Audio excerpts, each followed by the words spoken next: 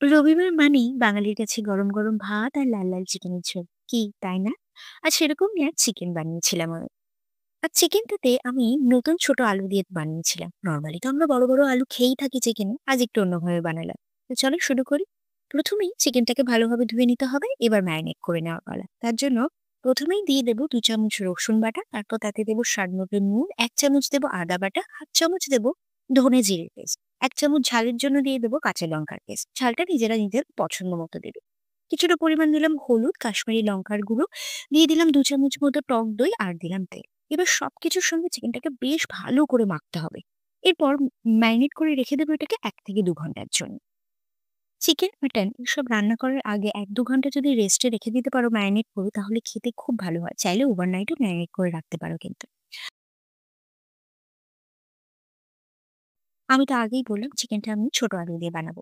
এই ছোট আলু দিয়ে কোনো তরকারি রান্না করলে আলুর মধ্যে কোনো রকম মসলা বা স্বাদ ঢোকেই না। তার জন্য একটা কাঁটা চামচের সাহায্যে আমি এরকমভাবে ফুটো করে নিচ্ছি। এতে এই মসলাগুলো খুব ভালোভাবে আলুর মধ্যে ঢুকবে। একটা কড়াইতে কিছুটা পরিমাণ তেল আগে থেকেই গরম করে নিলাম।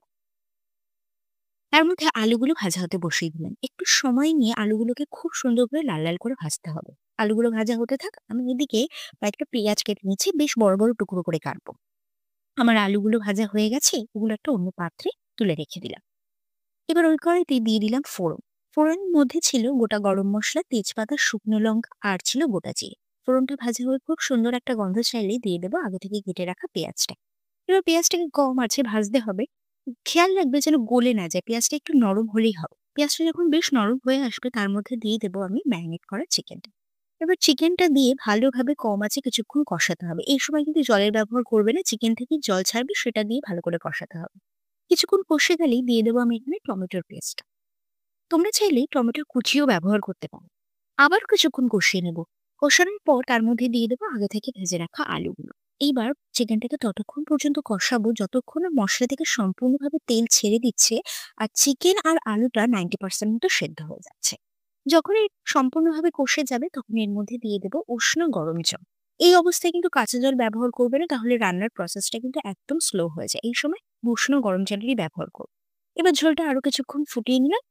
এবার লাস্টের দিকে একটু গরম মসলা ছড়িয়ে নামিয়ে দিলাম। আমি ঝোলটা একটু পাতলা রেখেছি, তোমরা তোমাদের পছন্দ মতো ঝোলের ঘনত্বটা রাখবে। রেসিপিটা তোমাদের যদি ভালো লাগে তাহলে লাইক, কমেন্ট, শেয়ার করতে ভুলো না।